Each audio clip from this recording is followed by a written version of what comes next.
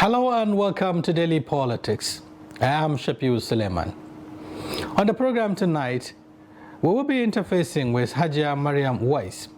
She is the special advisor to President Muhammadu Buhari on social investments. She is also a lawyer and a socio-economic rights activist. She joins us on the program to share her thoughts on a variety of national development issues. Welcome to the program. Thank you very much. Thank you for inviting me. Now, before we continue with the conversation, here we'll take a short break. When we return, the program commences. Stay with us.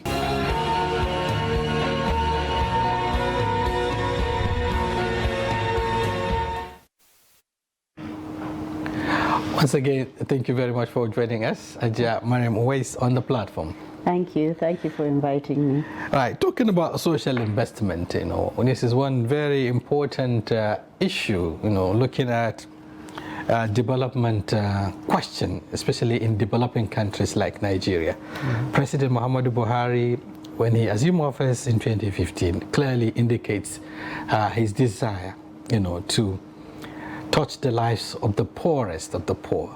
Came up with several intervention programs, to this effect.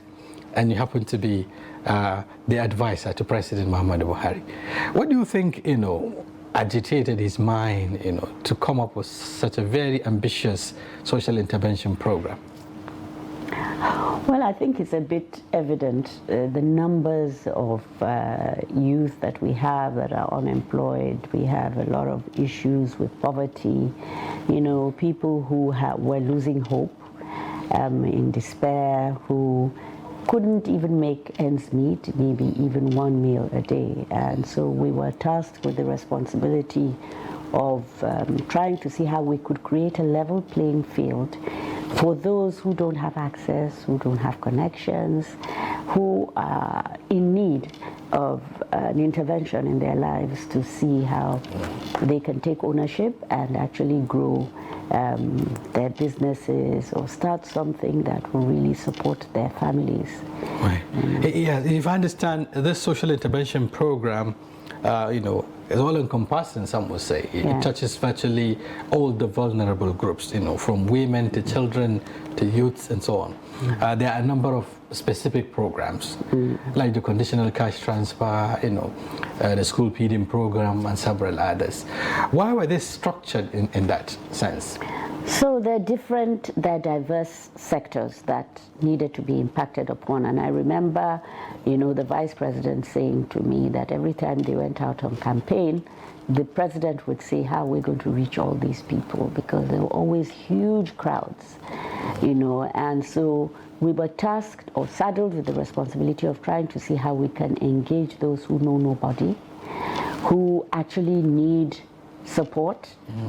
And one of the first things, of course, was developing a social register for households that are poor and vulnerable. And for those households, we needed to make sure that there was, we had a database that had not been that could not be compromised. Okay. And we were very encouraged by the fact that the World Bank was ready to put money into it, and from experience, the World Bank or any other development partner that supports you, it actually, because they monitor what happens, it actually secures the integrity of the data. So we began by engaging the communities directly, asking them to identify the parameters for poverty in their own community. So we didn't really come up with this is the baseline or this is what it is. Every community has its own notion of what poverty means to them, and what poverty is in Katsina Ala may be different from what poverty is in Arondizogu, and what. So we needed to know because we needed to assure the communities that we were addressing poverty. So communities would have focus group discussions in groups that they were comfortable with. The females together, the males together, the youth together. They would identify what the parameters were, and they would tell us which households fell into those parameters. And once they did so, we'd hold a plenary and there would be a discussion in the community. Is it true? And there are certain places, for instance, where the parameters drawn up was, the children don't go to school. And I witnessed, somebody saying, no, he's not poor, it's just that he doesn't believe in Western education. He's okay. But some said they cook with firewood. You come up with different things. And there are some who actually are stigmatized. There's a community in the East that they said, oh, because the gentleman stood up and said, because my family, was two of my children involved in armed robbery, and this is why the community doesn't reckon with me, but the parameters they've drawn up actually align with what, the same thing in a Boko Haram community. I mean, in a community in Borno State, another gentleman stood up and said, because my children joined the Boko Haram, the community doesn't like me, so they haven't put me in. We get a consensus and a sign-off from each community, and then each household is visited. Right. And then there are parameters for deciding or ranking them based on the size of the household, the assets that the house has, whether they have water, roofs. There's so many parameters, several fields that we look at, and that actually ranks them. So now we have when the information is collated by the state, it's sent to the federal and it's cleaned up, and that has become our social register. We have over 44 million people on that household now, and it's as objective as you can get. 44 million. Yeah. Somewhere I saw about 9.8 vulnerable households in Nigeria. 9.8 million thereabout. Yes. Okay. Yeah. Because the figures keep changing. Yeah, because it's growing. We started with 1/3 of the poorest third of the state. Then we grew into the second senatorial district, and then we grew into the third senatorial district. So the figures have been growing, and some states did not start as fast as others. Okay. So unless we have a team that we're satisfied with in the ministries of budget of each state, we have somebody who understands gender, who understands poverty, who can do the statistics. There's a poverty ranking, there's a proxy means test formula that's on a device that we enter this information in, and it automatically ranks these families. So once that information is loaded, it's sent to federal and it's cleaned up. Yeah, because a lot of Nigerians will be wondering, when you say poorest of the poor, they begin to wonder who actually falls within this category. It's the communities that determine. Nobody from federal or even the enumerators is allowed to tamper with the information. It's the communities that decide. So there are no yardsticks as from, what you expect in terms of... No. You just tell us what is poverty in your own community. And once you tell us, we enter the information. If we go into your community, like in one of the states in the southwest, a chief said, I fall into that, and nobody could argue with him. But when we went to his house, he had an old Peugeot. As you enter it in the asset, it made him, richer than the rest. You understand? So that's why we use the proxy means test. And so even though he remains on the social register, we have only been paying people on the lowest sixth decile, so that we only pay those that are the poorest of the poor on that register. So if I understand, the device itself now recognize, if you like, or authenticate who actually is among the poorest of the poor. No, we visit each house and we ask them questions. How many people eat from the same pot in this house? So 15, 5, whatever it is, we enter. We enter youth, ages, we enter gender composition, we enter whether there's water, whether there are assets, what assets there are, and that informs the ranking of whether they are poor or not in terms of that community. Right. You understand? And that is the social register. So each state develops its own social register, but put together at national level, it's the national social register. Yeah. So, a lot of philanthropists or even development partners say, okay, we want to know, maybe for malnutrition, women who are of childbirth age, or who have children between ages 1 to 5, they go to that register. That information can be given to you. Everybody over 65, we want to give them benefits. That information is available. Right. Okay. Interestingly, looking at the numbers now, we're talking about 9.8 million and still growing. Yeah. And then President Muhammadu Buhari also has an ambition, of lifting 100 million people out of poverty in 10 years. Yes. Here we are with a significant number Yes. of those to be targeted, but there is also a serious concern that there is a gap. While there's this ambitious 100 million out of poverty, we now have 133 million in the poverty bracket. What is the missing link? Well, part of the problem is our numbers are growing much faster than the economy. Okay. If the economy was growing much faster, we would be able to address a lot of what we see. There is no limit. There is no country that can provide, or no state that can provide education for a number that is unlimited. You have to plan, right? The same thing, health. So unless we understand those issues about population being manageable, or being, we know what the cap is so that we can address it. And there's so many other issues. I would say elected officials generally want to address tangible things. They want to be able to point at something and say, this is what I did in my time. So for instance, if money is budgeted for education, focus would be on building a school, right? But that does not translate into full classrooms. Yeah. So there are other things that need to be addressed that are not prioritized. Okay. And I'm not saying don't do infrastructure. I'm saying infrastructure is critical also because we need the infrastructure. There are too many places where we have a dearth of classrooms. But we also need to address the poverty of the father, because the children will go hawking, the daughters, the boys will go to the farm, or even the girls will go to the farm. If you don't address the poverty of the father, we need to address the training of teachers, the capacity, security issues, the health of the mother. All of those things you can't point at and say, I did in 3 years, you can maybe in 3 years you can see improvements, right. But it doesn't endure.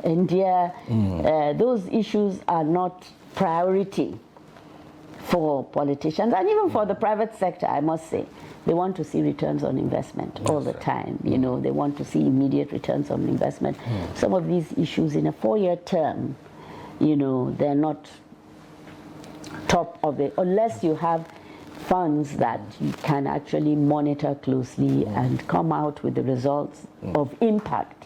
Right. They won't be taken beyond. So if I understand, as a government, you're also worried that most of this investment, into the social programs are not perhaps given the desired result? No, for me, every person that's supported is one person less. So I will not be one of those who says nothing has been done. I know.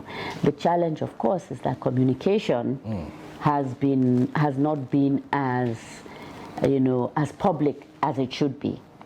And I'd be the first to admit, when I was supervising those programs, if I was faced with, let's give women 10,000 and there's 200,000 to give, and then a reporter says, I need 200,000 to go to Misau, to go and, I will give those women 10,000, 20 women, rather than... Looking at that, because you need to get reach maximum number. Yes, I was right, because nobody in government gets all their releases. It depends on what comes in every month. So you have to prioritize who to impact.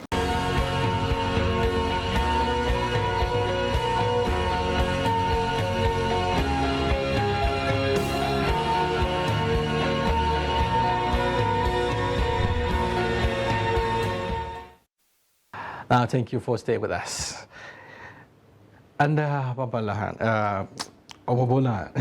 you're welcome once again to the program. Thank you for having me. Right. Okay. We've seen the issues as projected, a number of issues in the polity. Now, ranging from the Supreme Court verdict, to the leadership conundrum in the National Assembly. Leadership tussle, if you like, or search for leaders by your party, because the issue is largely within the APC. That's true. Okay, so let's start with the first one. Okay. Now, has been a very long walk, to victory, some will say, for Adeleke. He won the election, but it was contested by the APC candidate. He went to the tribunal, which upturned the results and declared, and then upturned the victory. Yeah. And Adeleke also felt it wasn't correct. Yeah. So he has to go to the appeal. Yeah. He went to the Court of Appeal, which returned the mandate or the victory. And now Supreme Court has finally affirmed him as the duly elected governor of Osun State. What do you make up with all of this? Well, I think now the Supreme Court judgment has laid to rest all the Ulabalo, uproar, and opprobrium around the Osun State election. Incidentally, I'm from Osun State myself, and I was at the state during the electioneering and on the election day.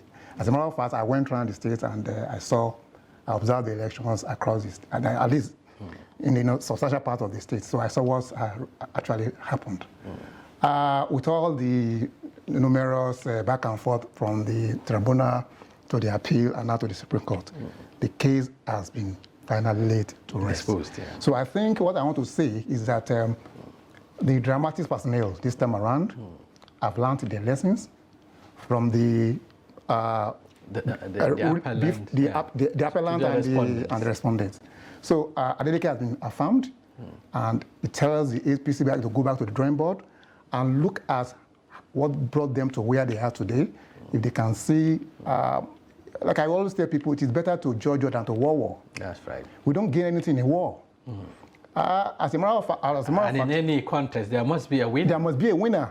I remember in the build-up to the election in Osun State, I wrote personally, and I said, with what I saw in the state, we are likely going to lose the state if the two protagonists, the now former Governor Oyetola and his predecessor Aregbesola, if the two of them could not be brought together to reconcile the differences, that we were going to lose, and it happened.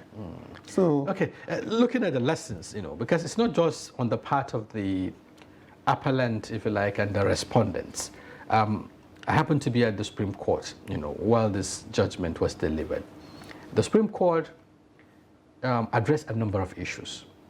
One of it was actually the fact that the tribunal, which first had the case, was alleged to not to have, give the respondents fair hearing.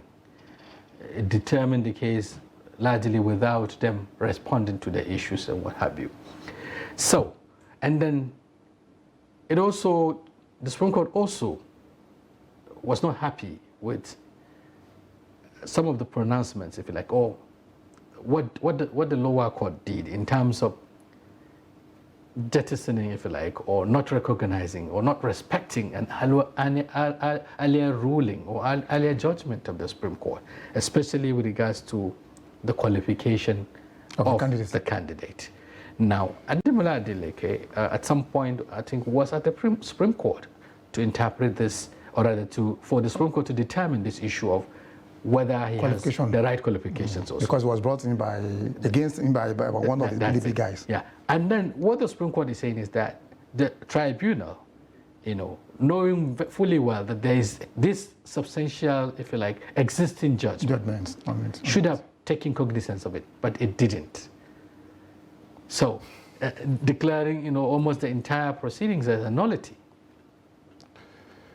Wow, that's quite interesting. I was not at the Supreme Court, but with what I've just said now, that means we can't question the Supreme Court. Yes. But what I saw here is that a punishment for the tribunal for jettisoning a substantive verdict on the case against Ademola Adeleke, which was brought by a PDP guy. That's right. That said it was not qualified. That's right.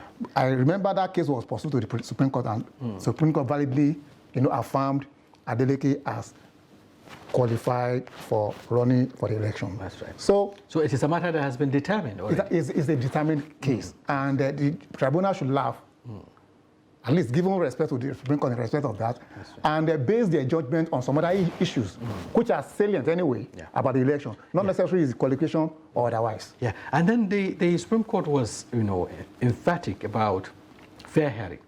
That the fact that it's a fundamental principle in law to allow parties to ventilate, to allow parties to defend themselves. So, and then it accused the lower court of not sufficiently granting the respondents fair hearing, which is also a serious concern. Well, on that, I will not blame entirely the tribunal. You would score that, unlike what it used to be in the past, the case of Arabeshala versus Oyinlola then, the case ran for 3 years and 10 months or thereabouts. So they had sufficient time to prove their case. But in this case, based on the new Electoral Act, the tribunal has a very limited time to decide case. So, and our politicians, they love dramas. So it's not impossible that during the trial, the PDP or whichever party might have come up with some, drama during the hearing. So it's possible that the tribunal just said, don't waste our time with this. We have very limited time to decide on this case. Maybe that was what happened. So there was not sufficient time for the tribunal. The case? Is that what you're saying? That was what I'm saying, because unlike what it used to be, where they had at least 6 months to decide the case, but now within 60 days you have to decide the case. But that does not mean that the other party should not be given sufficient time to defend themselves. Yeah, and then looking at the bone of contention, what the APC is saying is that the electoral body, that is INEC, did not, has not complied with the sections of Electoral Act, especially with regards to the use of BVAS, that is accreditation of they're talking about the fact that there wasn't proper accreditation of voters in 10 local governments. That is talking about 774 polling units thereabout. Yeah, that's true. And this to them is substantial enough perhaps to warrant the nullification of the result. But the Supreme Court decides otherwise. Just like you said, the Supreme Court held that in determining this, or rather in proving this, the petitioners, if you like, or the appellants must have to provide sufficient evidence to show that, to prove their case. But they didn't in this case. Well, if you look at the judgment from the Court of Appeal, it's got that the judgment was not entirely based on the 2022 Electoral Act, the new act assented to by President Muhammadu Buhari. Yeah. That was why 2022. That was why they were able to overturn the verdict of the tribunal. And I want to tilt towards that in the case of this Supreme Court as well. Now that the Supreme Court may have probably also not considered the 2022 Electoral Act, because if they had done that, we would have known that there was no way Adeleke's election would have been affirmed, because 774 local governments is huge enough. Polling units. Polling units, PUs, they are huge enough to nullify that election. Because that was exactly what the Electoral Act says. But has the APC proved its case? That's the contention. It didn't that again has to do with time. Evidence. That again has to do with time. Like I mentioned the issue of time now, because between appeal and Supreme Court, the time I think is about just 2 weeks, or a maximum of 3 weeks. Even the procedure was faulted, because what the Supreme Court is saying is that the APC is relying on the third-party evidence, if you like, getting evidences from the and so on. Well, if you remember what I said at the start of this program, I said I hope lessons are learned. Not necessarily on the election, but even from the Supreme Court judgments. So all of these faults, all of these flaws that they are bringing out from the proceedings, I think the party can go back to the drawing board and re-strategize against the next election. So lessons must have been learned. Yeah, and the fact that there are also existing cases at the various election petition tribunals. Exactly. Some of them have similar scenario. Yeah. Yes. Yeah. Okay. Let's come back to the actors now. Just like you said, you talked about your party, the APC, and what cost it, the position and what have you. But for the incumbent governor, Adeleke, how do you think he should handle this victory now that he is being substantially cleared? Now the coast is cleared for him. How do you think he should accommodate, if you like, or bring the other parties together to move the state forward? Well, for me, I think in politics, everything should not be by winner takes all. Which we must all be magnanimous in victory. When you are the winner, the opposing party or the other party, try and see how you can have a government of unity. Because it is in the interest of the people. You are there to serve the people. The people that you defeated are also there to serve the people. So if there are areas you guys can, the two of you can have a compromise on delivering democratic governance to the people, then why not come together and work hand in hand?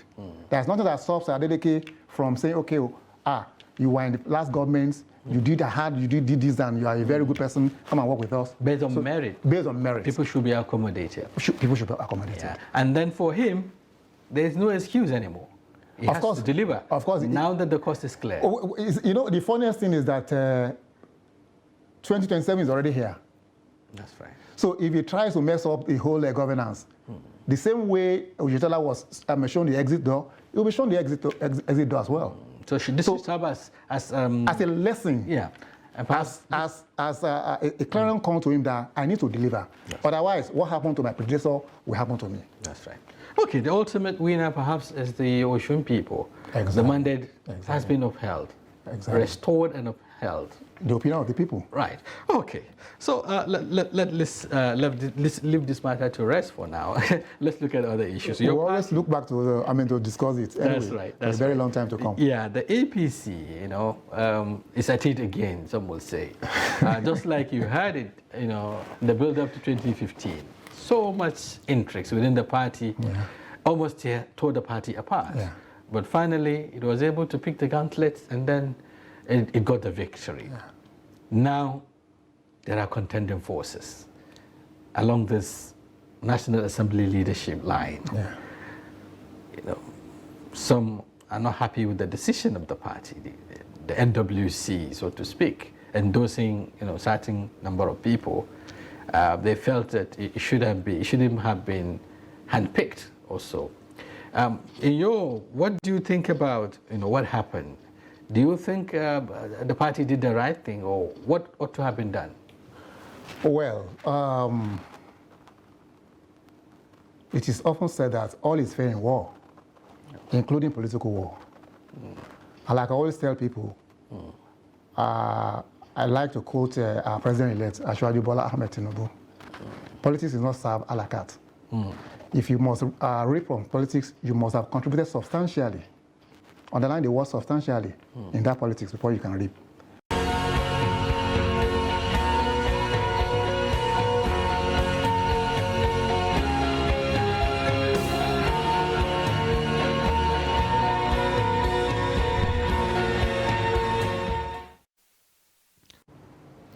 The consensus candidates for Speaker and Deputy Speaker of the House of Representatives on the platform of the ruling APC, Tajuddin Abbas and Benjamin Kalu, have been unveiled to members-elect. The unveiling took place at a meeting in Abuja amidst controversies surrounding the party's zoning system. Speaking after the ceremony, the speakership candidate, Tajuddin, and his deputy, Kalu, say their nomination is based on competence. Take a look. I feel elated, I feel inspired, because I believe if the party is going to use competence as its yardstick, I am the right person to actually be picked. So the fact that they did what I expect them to do, I feel very elated. I feel very satisfied. We are in the process. We have reached out to so many, and will continue reaching out to all of them. Before the end of next week, I assure you, all the candidates, all the contestants, will reach out to them, we will beg them, we will ask them to come on board so that we can work for the good of the institution.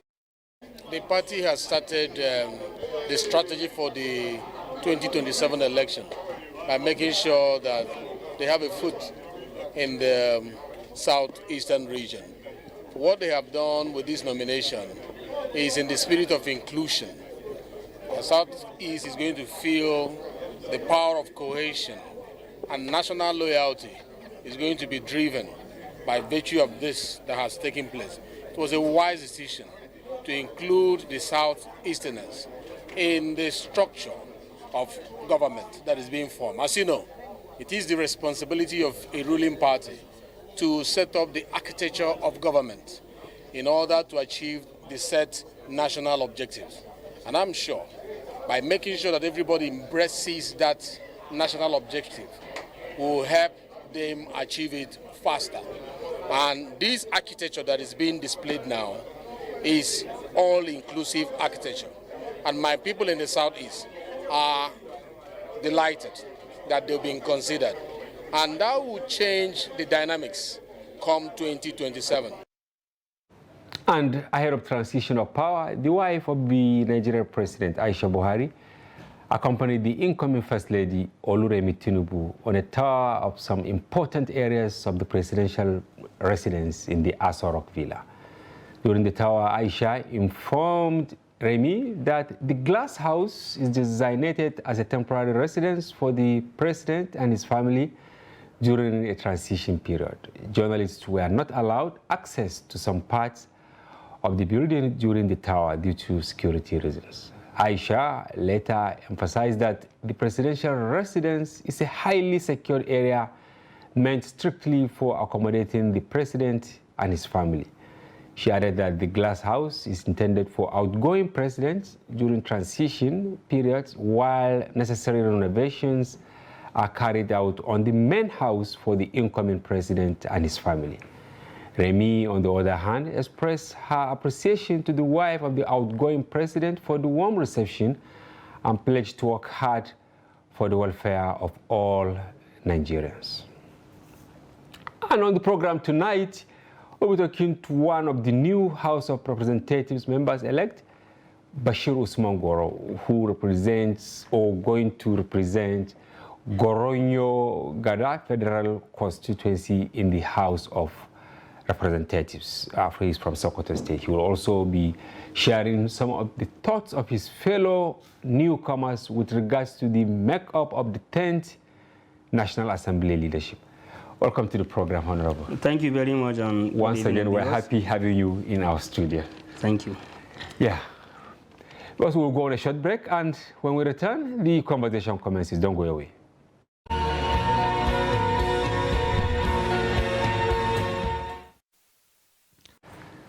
Yes, to begin with, almost all new members-elect, including those that are coming back for a second time, are in Abuja for induction. Have you been to the ICC after going to Sheraton for registration and all that? Yes, of course.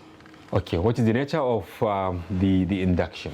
Well, as usual, induction is a session that I prefer to, to give the new members a technical nitty-gritty of the legislative activities, to have a first-hand knowledge of what you are going to do at the chamber, and to have a very brief introduction of exactly the knowledge of the legislative activities. Yeah, and according to National Institute of Legislative Studies, almost 70% of the new members that will constitute the 10th Assembly are new. Have you seen some of the old members there? Because they are actually notorious for absenteeism. I'm sorry to use this, but some will believe that they don't need any refresher course, so they will not be there. I don't know. Have you seen some new members? Yeah, of course. There is new members and there is returning members, and issues concern law. So you have to be very updated. It's not because you are a returning member. You have to be consistent.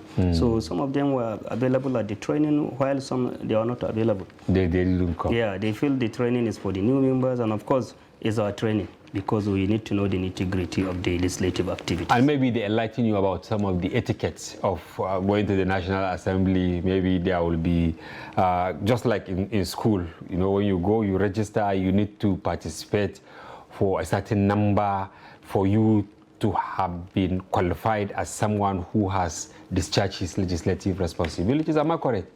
Actually, induction is just, as you said, it's just a refresher. It can give enough introduction, introductory knowledge to the legislative activities. So I want to put further to how you are going to research more and to know much more on the legislative activities. And most part of it is of course documentation to the National Assembly. You present your credentials and all that? No, it's not credential. Okay. Of course, documentation of your constituency, your names and everything, and details. Okay, all right. Yeah. So how will you rate the exercise? Is it worth it? Because some people have started complaining that billions of naira must have gone down the drain in court. If I can tell you, I can say this exercise, the amount of money, the kind of logistic they put in place, I don't think it's it's necessary for Institute for Legislative Studies and to spend such a humongous amount, even though it's not in public. You see the logistic put in place, everything. As for Nigerian, with all scarce resources, we shouldn't have gone through all of that. But you're a beneficiary. Why do you think it's unnecessary? You have to be patriotic in each and every activities or things that you have affected. But if you have your way, you will say, let you people do the... There is a lot of way that you can, give new members pressure knowledge or an introductory knowledge of the legislative activities, even not going through all these long procedure and process. They keep you in hotels or you pay for yourself? Because almost 360, they are 100. There is a logistic, all logistic attached. You have your hotel and buses will convey you to the venue, and of course you have all the necessary logistic that you require to stay for the whole of the week or 2 weeks per se. Most likely you will sponsor a bill to scrap it, maybe, if you have your way. We shall see then. All right, thank you. Moving to the tower of the presidential villa. Life appears transient. Am I correct? About 8 years ago, it was then Patience Jonathan who was taking around Aisha Buhari, and now, as if just 2 days or 3 days, but 8 years now gone. What lessons do you think Nigerians will learn, and most especially you legislators that are also going into the National Assembly, which is part of the 3 arms zone, so that people will not be carried away by the euphoria and all the perks associated with high-profile places like the presidential villa? You see, it's one thing that everybody must understand. Power is temporary. There must be a transition from one person to another. If you are Mr. A today, you are definitely going to be Mr. C, and Mr. A will remain. That is somebody to introduce to the power.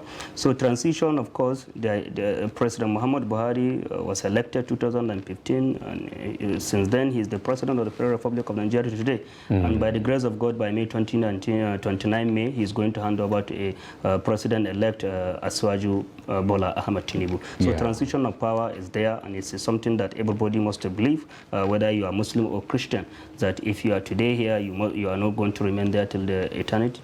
Yeah, and you are taking over from Sarkiada, not a first timer, not a second timer, not a third timer. It's another effect of transition. Wow. Yeah. So is there any lesson for you now? How prepared are you maybe to go and then leave it at any time? Absolutely, very prepared, because I know the challenges I have passed through. I know, the kind of struggle which I have struggled, I and my people at home. So we are not going to take this victory for lightly, and we're not going to, misuse the opportunity. By the grace of God, inshallah, no matter how it is going to take us, we will represent them well, and we are going to make them proud, inshallah. All right, now moving to the business of the day, the drama that is unfolding at the National Assembly. You've seen clips of Tajuddin from Kaduna and Kalu, right? They have been unveiled to you people. How receptive were you to the unveiling? Well, as you said, I have seen clip, as you see it. But what do you mean? I'm member-elect. I have never interfered with Tajuddin. I don't even know Tajuddin. In fact, I don't even have his contact. So, as you said, I have seen a clip. Yes, of course, I have saw a clip. And that is it? That is it. What about Ben Kalu? What I can say, for Tajuddin, this is like something of, there is informal and the formal candidacy. What I mean by informal and the formal candidacy, Tajuddin was unveiled by the All Progressive Congress alongside Kalu, as their preferred candidate for which is the party on whose platform you wrote to the National Assembly. Yes, of course. But you know, as a National Assembly, by Constitution, it is not party affairs, it is not party matters. What was said by Constitution is we should elect somebody among us who has the capacity and competency to oversight, to preside over all of us. There is no party line there. I don't understand. Let me get you right. Let me get you right. You think the whole unveiling is needless? Yeah, of course. It's not in line with the Constitution of the Federal Republic of Nigeria. Constitution said... Or the guidelines of the National Assembly, maybe the ground rules. It's not also. It's not. There is no ground rules. What Constitution said, you know, if there is any guidelines or rules, Constitution supersede every rules of the, as far as Nigeria is concerned. So rule said, the law says we should elect somebody among us to preside over all of us, the members of the National Assembly, the lower chamber. So there is no up and down of the APC trying to hijack the affairs of the National Assembly to nominate somebody. Or to, of course, there is not that position in the Constitution. So you think the party is busybodied in as far as this is concerned? What I can tell you, Malam Hamza, party is just trying to make, you know, intruding into the affairs of the legislature. As Nigerian, we are operating democratic system of government. Yes. And there is executive arms of government, there is legislative arms of government, and of course, in the other hand, there is judicial arms of government. And, you know, all these arms of government are independent in their own way. Yeah. So by executive arms of government, that is the government at the center to decide who is going to preside over the affairs of the National Assembly is literally intruding into the affairs of the legislative. And that is undermine the statutory function of the legislature, which is the statutory function of the legislature is to ensure proper separation of power and to proper check and balance. Are you saying the APC is trying to push Tajuddin and Kalu, you know, to your throats? That's what they did, and I think that is not going to work in any way. What do you mean?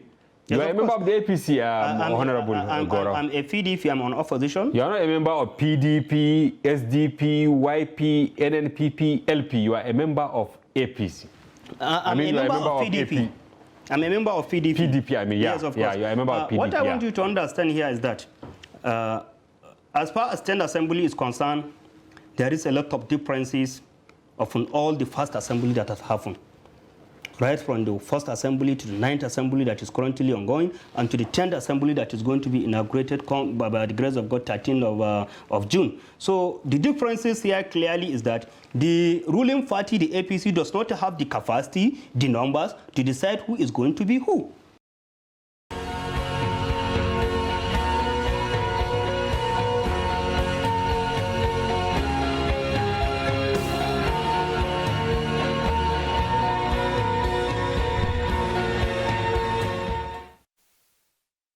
Hello viewers and welcome to Daily Politics. I am Hamza Idris. The coalition of northern groups has met in Abuja yesterday where they discussed serious issues and expressed disapproval over the endorsement of Senator Godswill Akpabio and Honorable Tajuddin Abbas for the position of Senate President and Speaker of the House of Representatives, respectively. The group cautioned the incoming president to look at what happened and to be vigilant and be aware of what they call betrayers who seek to undermine democracy. During a press conference in Abuja, spokesperson Abdulaziz Suleiman urged the APC leadership to respect the party's principles by reversing the decision on Akpabio and Abbas and allowing democratic election to determine the leadership of the National Assembly. He urged all aspirants to insist on a transparent and democratic emergence of leaders. We note with utter perplexity and concern the desperation by certain interest groups in the ruling All Progressives Congress to impose as President of the Senate, Mr. Godswill Akpabio, one of the several candidates from one of the several geopolitical zones in the country, to the detriment of other sections, other aspirants, and of course democracy itself. This desperate group is as well working to impose a preferred candidate as House Speaker in total disregard for democratic ethics and constitutionalism. It is ridiculous, contradictory, and shameful for the APC, which stoutly resisted the temptation to limit the contest for the presidential ticket to Zodin and opted for democratic primaries, should now confine the democratic space for the selection of Senate leadership. Overall, the APC has glaringly failed to learn from lessons of history by not reflecting on the events of 2015, when the party attempted the same costly adventure, which ultimately failed to favor them. The suspicious involvement of El-Rufai, who has lost all the 3 Senate seats from his state to the opposition, and Ganduje, who lost 2 and barely managed to hold on to 1, is a sign of desperation for personal political ascendancy at the expense of our hard-earned democracy. And elsewhere, Governor Rotimi Akeredolu of Ondo State has alleged that the North Central has been sidelined in the distribution of principal offices of the National Assembly, and that the Northwest was favored more than others. He accused some people of trying to hijack the villa through the back door. And on the program tonight, we'll be talking to Mr. Bayo Onanuga. He's the former director, media and publicity of the now defunct Shetima Tinubu Presidential Campaign Council, and he is now a member of the media subcommittee of the Presidential Transition Council. Welcome to the program, sir. Thank you very much. We're happy having you in our studio. I'm also happy to be here. Thank you very much. We'll take a short break, and when we return, the conversation commences. Don't go away.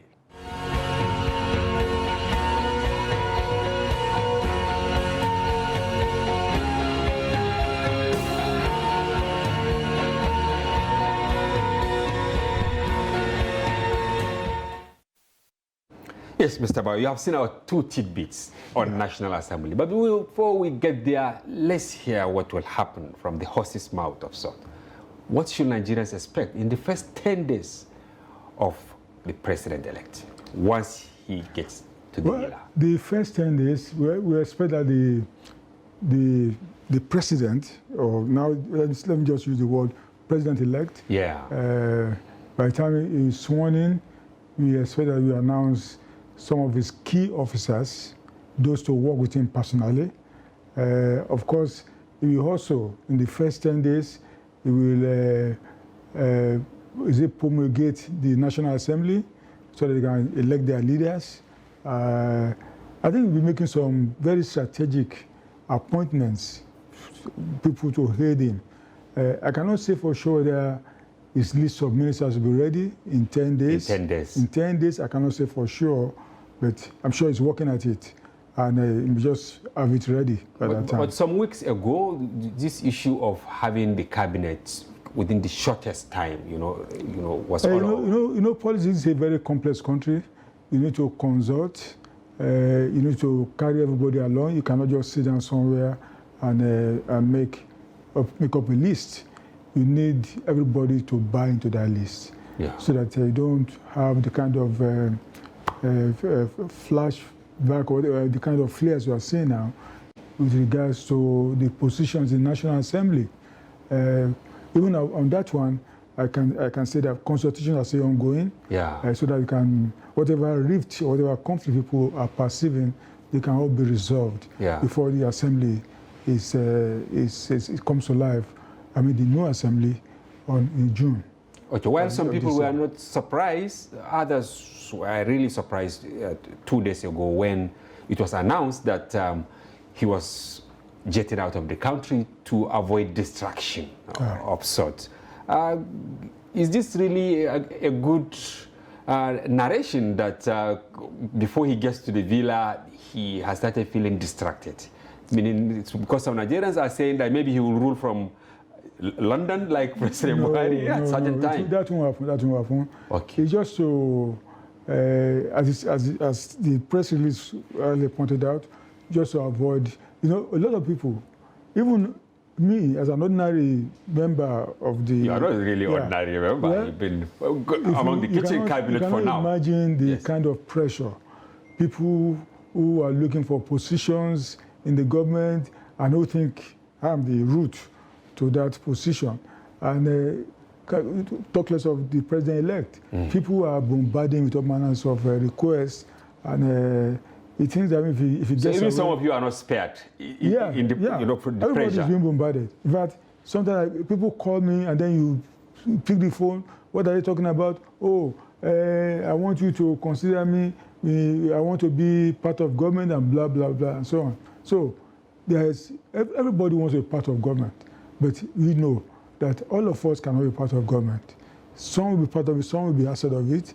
And it does not mean that the important thing for me is that the government should be able to do a lot of good for the generality of Nigerians. Yeah. So wherever your station is, you benefit from government. You don't necessarily need to serve in the government.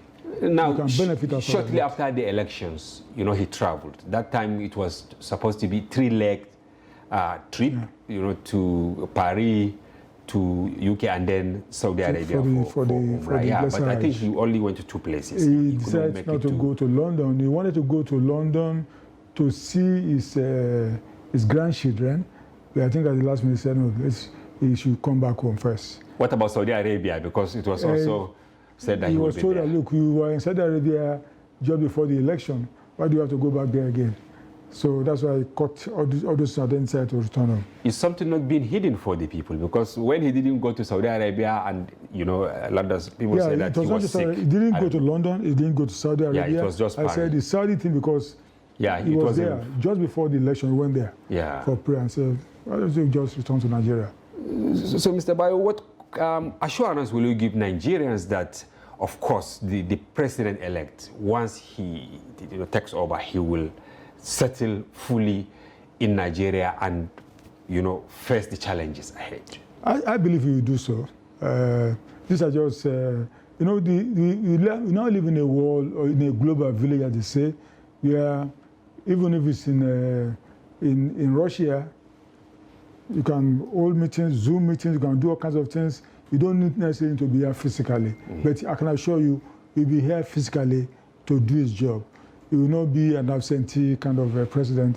He will be on the ground. And people are also appalled that he left at the height of the tussle, relative tussle at the National Assembly. How did he arrive at His Excellency Akpabio and Rep Tajuddin? Because many Nigerians are really shocked that after the declaration by APC that, okay, there was consensus, but it's like the hell, you know, has been let loose. No, well, if you read the statement by the APC, the one released by Mr. Felix Moka, he said it there, that the NWC is still looking forward to more consultations with party members, so that because they know that whatever decision they've taken may not sit well with everybody. And it still said there that the NWC said they will continue to consult with members of the party. And before they arrive at that, I remember when His Excellency traveled out after the election, you know, the pressure was on the NWC and Senator Abdullahi Adamu, Morka, and all those who matter. They keep saying that we are waiting for the return of the president-elect because we can't do things in isolation. And he returned before these names emerged. So where did we get it wrong in, you know, choosing these people? Well, I don't know whether we got it wrong, but I think whatever problems may have emanated from the names being suggested, I'm sure the party will have a way of resolving all issues around it. It was not only the president-elect's decision, the party was involved, and if some errors have been made, I'm sure the party, the party has enough time to say, look, let us reach some consensus before we go to the National Assembly floor. Yeah. Why Nigerians are agitated is that, you know, when he returned, the day he returned, I think the next day the party chairman was there, even though they said they just went there to say, welcome back and all that. And when he was asked, the president-elect, he said it was strictly party affair. I don't want to be part of this. The party should do the needful. So do you think the APC will do the needful the way things are degenerating now? Yeah, I think, as I said, the party clearly said that it is still consulting. I think there will be more consultations. There's no, even any position you want to give anyone in the party, there will always be some other people who are also interested. And they will say all manners of things to create some conflict. So the party will need to appeal to everybody. And if the party sufficiently feels that the candidates they are putting forward are the ones they want to back, then they will stay along. But if they feel that the other parties who are disgruntled, other members who are disgruntled have enough case, they will, I'm sure they will look at it and do the right thing. Yes, Mr. Ba, you are part and parcel of all these things that happen, being someone very close to the president-elect and the party. At the time, let's start with the Senate. There are quite a number, almost 10 or 11 aspirants. And when Mr. Akpabio was announced, we have Ojuzo Kalu, we have Indume, we have Umahi, we have Senator Barau from Kano, we have Abdelaziz Yari, and all that. Apart from Umahi and Indume, who came out clearly and said, okay, the president-elect has contacted us and said that we should support Akpabio. All the rest are really adamant, and it's like they are pushing, because even today they met with the national chairman of the party saying that there was no justice in what happened. So no, is this not a recipe? I will still repeat that, you see, if they're going to meet the party chairman, I'm sure the party will look into all these grievances that they have, and they are politicians. They will resolve issues. They will talk and then resolve issues. What about the House of Reps? Yesterday they met. Same thing happened there. Now we still have them. Yeah. Now there is this allegation that some elements, especially in the House of Reps, that they are working alongside the opposition parties. We have quite a number of political parties, the PDP, Labour Party, NNPP, YPP, SDP, and all that. And they are in the majority in terms of numerical strength, meaning it's a very hectic. Well, that's what they said until they get to the floor. But what I'm saying is that whatever problems have come up now, or problems have been identified now, the party and the members, the elected legislators, I'm sure they will meet and resolve everything. You see, today is just the 10th, is it 10th or 11th? Yeah. And we are talking about an assembly that will be formally inaugurated in June, maybe around June 5 or something. So my belief is that there's still plenty of time to make sure that all issues are resolved. But it doesn't appear as if the APC as a party is reaching out to the opposition. I think they have this feeling of self-entitlement. No, I think just like the last time, 2019, the APC reached out to the opposition. This, I'm sure it will not be different. When Lawan was made the Senate president, the APC reached out to the opposition. It was not just the APC senators who voted for Lawan. Don't forget, at that time, Ndume was contested. Yeah. So the opposition also endorsed Lawan at that time. So the APC is not going to say it will go it alone. Because it will not have it. Yeah. If anything, the opposition, they said the greater, even though minority, but greater majority in terms of numbers. And they just need one, I think, to be able to produce the next speaker. Don't you think they will reincarnate what happened in 2015, even though in 2015, even the Senate president was, in the ruling party and all that? I think the party will try to avoid that. As I said, consultations are ongoing, and whatever problems I imagine now, I'm sure they'll be resolved before June.